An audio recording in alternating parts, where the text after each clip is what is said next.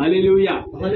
ప్రియ దేవుని సంగమా, ఒక మానవుడిని దేవుడు ఏ విధముగా హెచ్చిస్తాడు అనేది ఇక్కడ చాలా ఇంపార్టెంట్. నత్తివాడు, ఆటమాంద్యము గలవాడు, నేను పనికిరాను అన్నవాడిని తాను తగ్గించుకున్న వాడిని దేవుడు నేను ఉన్నవాడును అనువాడును ఉంటున్న అనువాడును అని కూడా దేవుడు చెప్పాడు. దేవునికి స్తోత్రం. హల్లెలూయా. ఇంకో చోట రాయబడింది, నువ్వు ఫరోకు దేవుడట.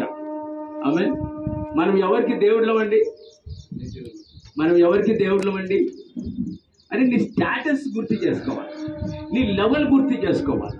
నువ్వు ఒక అనాయింటెడ్ మ్యాన్ ఆఫ్ గాడ్, నువ్వు దేవుని అభిషక్తుడు అని నువ్వు గుర్తు చేసుకోవాలి. దేవునికి స్తోత్రం. హల్లెలూయా. మోషేను దేవుని ఏ విధంగా దేవుడు ఎట్లా హెచ్చించాడంటే, దేవుని బిడ్డలారా, చాలా హెచ్చించాడు దేవుడు. మోషేను చాలా ఆశీర్వదించాడు. దేవునికి స్తోత్రం కలుగును గాక. ప్రియులారా, సంవత్సరం అయిపోయిందండి. మోషే, ఈ చరిత్ర అంటే నాకు చాలా ఇష్టం. మోషే 40 సంవత్సరాలు ఎక్కడున్నాడండి? రాజభవనంలో బాగా ట్రైనింగ్ తీసుకున్నాడు. కానీ తర్వాత అసలు సంగతి తెలుసుకున్నాడు. అమ్మో, ఇది మంచిది కాదు, ఈ ప్లేస్లో నేను ఉండేది మంచిది కాదు అనుకున్నాడు.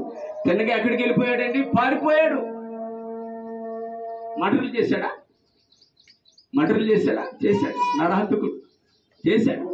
లోకంలో ఉన్నంత కాలము, బయట ఉన్నంత కాలము, లోక సంబంధంలో ఉన్నంత కాలము మనం అనేకమైనటువంటి తప్పులు చేస్తూ ఉంటాం.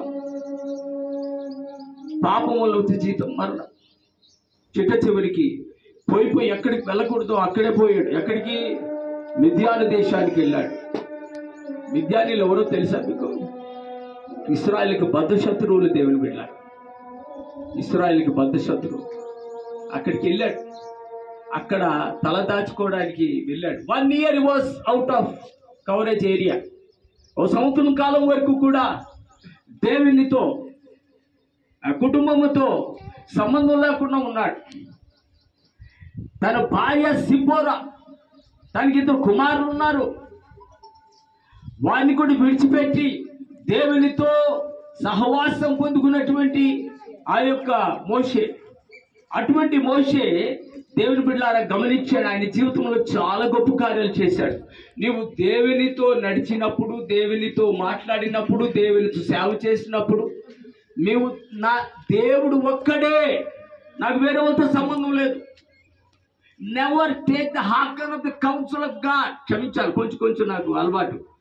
ఎక్కడ కూడా నీవు దేవునితోనే మాట్లాడు, కానీ మనుషులతో మాట్లాడకు. Never you take the council. ఎవరి సహాయం తీసుకోవద్దు, ఎవరి సలహాలు తీసుకోవద్దు. నీకేదైనా కావాలంటే రాత్రి మోకరించి ప్రార్థన చేయి. ప్రభువా, నేను ఇలా చేయబోతున్నాను, ఇలా చోటకి వెళ్ళబోతున్నాను, ఈ సంఘంలో వాక్యం ఉపదేశించబోతున్నాను, నేను ఈ కార్యం చేయబోతున్నానని మనుషులకు కాదు. బ్రదర్ ప్రార్థన చేయండి, పాస్టర్ గారు ప్రార్థన, నో, నథింగ్ డూయింగ్. నీకు నీవుగా ప్రభు సన్నిధిలో మోకరించి ప్రభు దగ్గర ప్రార్థన చేస్తే ప్రభు చెప్తాడు, ఎల్లు నాయన, ఇలా చెయ్యి, అలా చెయ్యి అని దేవుడు మాట్లాడతాడు. దేవుని బిడ్డ, ఇట్స్ వెరీ ఇంపార్టెంట్. కానీ ఇక్కడ ఏం జరిగిందండి? నిర్గమకాండం 4వ అధ్యాయం రండి. నిర్గమకాండం 4వ అధ్యాయం, నాకు సాయం చేస్తే బాగుంటుంది కొంచెం. నిర్గమకాండం 4వ అధ్యాయం 26, 24 త్వరగా వెళ్దాం.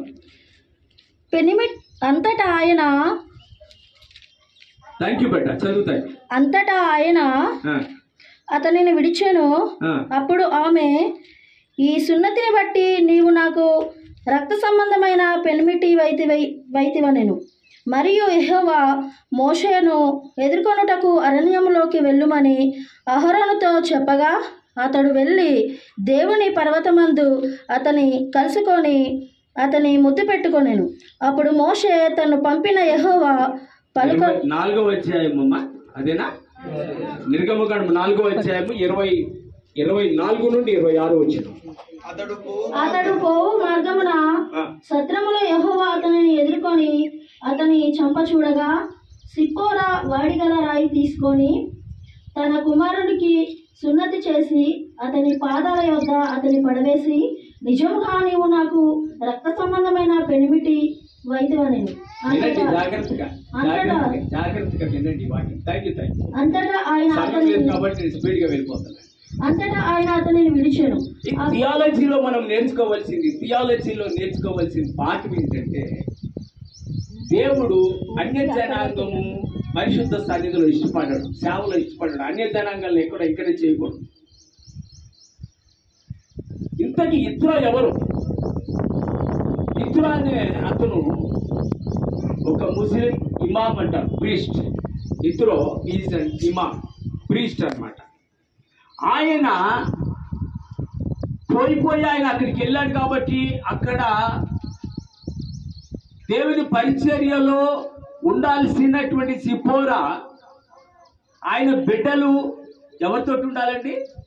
దైవజనుడితో ఉండాలి, మాస్టర్ గారితో ఉండాలా, మోషేతో ఉండాలా. కానీ మోషేతో ఉండకుండా ఎవరితో వెళ్తున్నాడండి? ఎవరితో? ప్రీస్ట్ తోటి. నీకు సంబంధం లేదు. నీ తండ్రి విగ్రహార్థకుడు, హెదన్ ప్రీస్ట్ అంటారు. ఆయన ఏం చేశాడు? దేవుడు అన్నాడు, నేను నా కొడుకులు నేను తీసుకొస్తున్నాను. మోషే మామ ఇద్దరు అంటాడు, తన కూతుర్ని, ఇద్దరు కొడుకుల్ని తీసుకొస్తున్నానంటే, ఒకవేళ ఇక్కడికి రావాలంటే ఒక షరతు ఉన్నా, సున్నతి చేయించి నీ కొడుకులకి. మోషే చెప్తాడు, ఇద్దరు కొడుకులకి సున్నతి చేయించాలంటే. ఆ మాటకి అమ్మగారికి చాలా కోపం వచ్చేసింది. చాలా, మీ మతంలోకి మమ్మల్ని నడిపించుకుంటావా? అదేంటి, మాదేంటి, మేము ముస్లిమ్స్, మా పద్ధతులు మాకుంటాయి, తీసుకొచ్చి. దేవుడు అన్నాడు, దేవుడు క్లియర్గా చెప్తాడు, సున్నతి చేయకపోతే ఆ ఇద్దరు కొడుకుల్ని నేను చంపేస్తాను అని దేవుడు అన్నాడు. జాగ్రత్తగా వినండి. ఇద్దరిని నేను చంపేస్తాను. బైబిల్ చదవండి, బైబిల్లో ఉంది ఇది. వెంటనే ఆ యొక్క సిపోరా వాళ్ళిద్దరిని పడుకోబెట్టి రాయి తీసుకొని సున్నతి చేయించి, తెలుగులో ఒక మాట ఉంది వేరేగా ఉంది, ఇంగ్లీష్లో ఇంకొక మాట వేరేగా ఉంది. యు ఆర్ ఎ బ్లడీ అని రాయబడింది. బ్లడీ చదువుకోండి ఇంగ్లీష్లో. బ్లడీ అంటే మనం జనరల్గా అంటాం కదా, బ్లడీ ఫూల్ అంటాం కదా, అట్లా బ్లడీ అన్నట్టు తిడుతుంది భర్తనే.